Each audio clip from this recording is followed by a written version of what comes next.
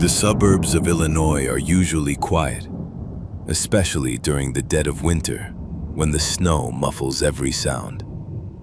In February 1998, a man named David was home alone, working late on a project in his dimly lit study.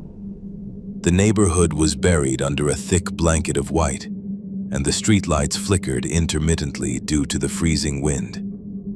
Around 3 in the morning, a sudden rhythmic knocking started at his front door.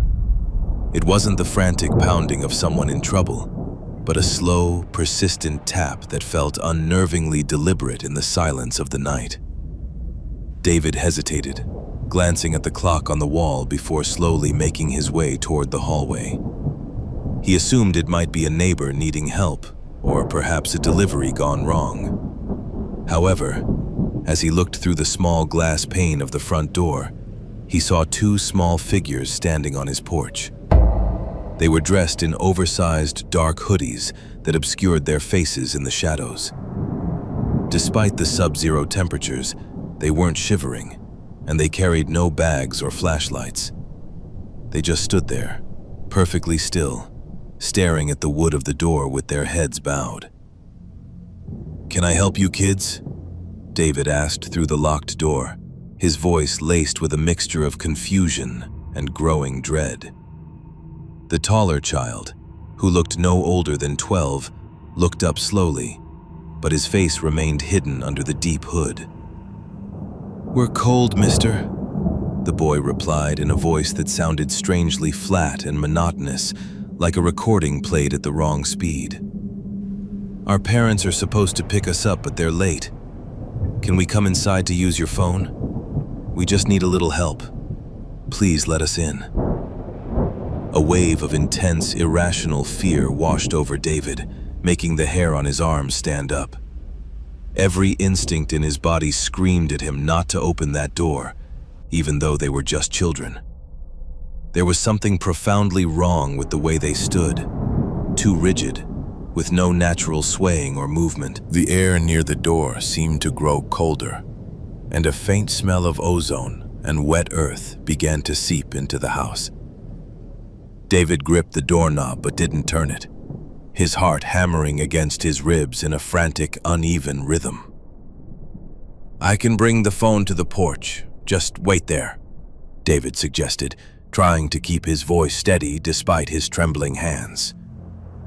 The second child, a smaller girl, finally looked up, and the porch light caught her face for a split second. David gasped and nearly stumbled backward. Her skin was a sickly porcelain white, but it was her eyes that stopped his heart. They weren't just dark. They were solid, bottomless pits of obsidian black. There was no white, no iris, and no soul behind them. They were like 2 holes cut out of reality itself. "Our parents will be here soon.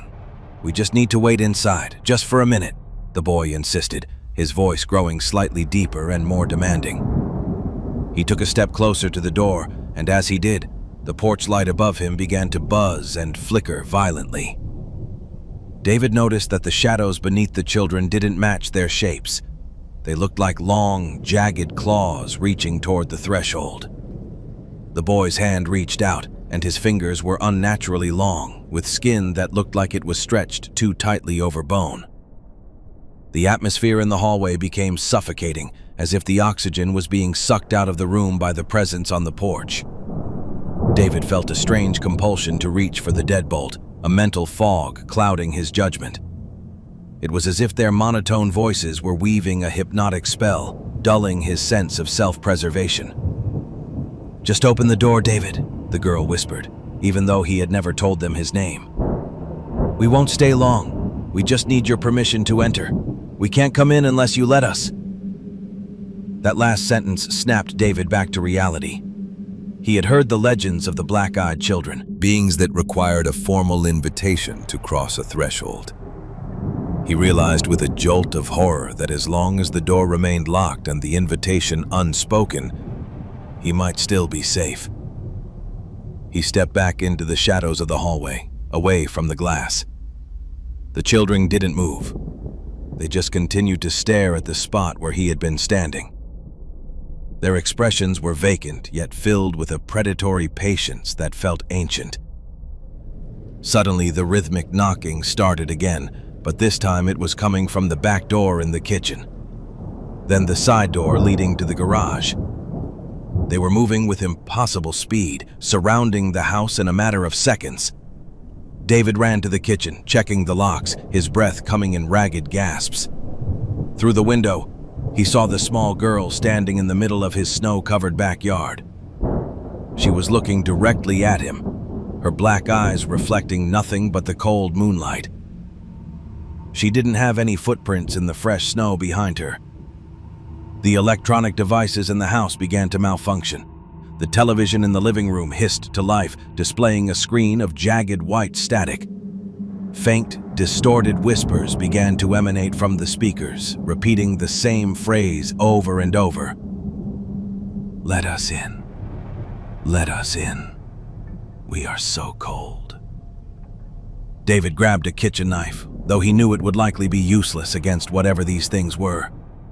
He felt like a caged animal, trapped in a suburban prison while the hunters circled outside, waiting for a single moment of weakness. David retreated to his upstairs bedroom, locking the door and huddled in the corner furthest from the window. He could hear the sound of small hands scratching against the vinyl siding of the house, slowly climbing toward the second floor.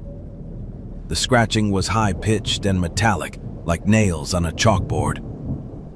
A soft tap, tap, tap started on his bedroom window pane.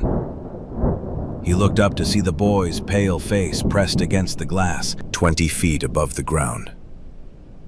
The boy wasn't holding on to anything. He was simply hovering there in the freezing air. "We know you're in there, David." The boy's voice echoed directly inside David's mind, bypassing his ears entirely. "You're being very rude. We only wanted a glass of water. Now we're getting hungry." The girl appeared beside the boy at the window, her black eyes wide and unblinking. She began to tap on the glass with her forehead, a slow, dull thud that threatened to shatter the pane. David squeezed his eyes shut and began to pray, though he felt like God had abandoned this house a long time ago. The house began to groan and creak as if it were being squeezed by a giant, invisible hand. The power finally cut out completely, plunging the room into absolute darkness. David could hear the sound of the window latch slowly turning from the outside, despite it being locked from the interior. The smell of rotting ozone became overpowering, making him gag. He felt a cold draft move across the room, indicating that the window had been opened. The soft padding of small feet on the carpet moved slowly toward his position in the corner. Just as a cold, spindly hand touched David's shoulder, the high-pitched wail of a police siren erupted from the street outside. A neighbor had called in a report of suspicious figures roaming the property. The blinding blue and red lights swept across the bedroom walls, and instantly the oppressive weight in the room vanished. David opened his eyes to find the window wide open and the room empty. He ran to the window and saw the two children walking slowly down the sidewalk, their hoods up, disappearing into the swirling snow before the officers could reach them. The police found no footprints in the snow around the house, and the security cameras showed only bursts of static whenever the children were supposed to be in frame. David moved out of the state the very next day, but he never truly escaped the fear. Every time he hears a knock at the door after midnight, his blood turns to ice. He knows they are still out there, wandering the dark roads of America, looking for the next person who might be kind enough to let them in. They never stop looking.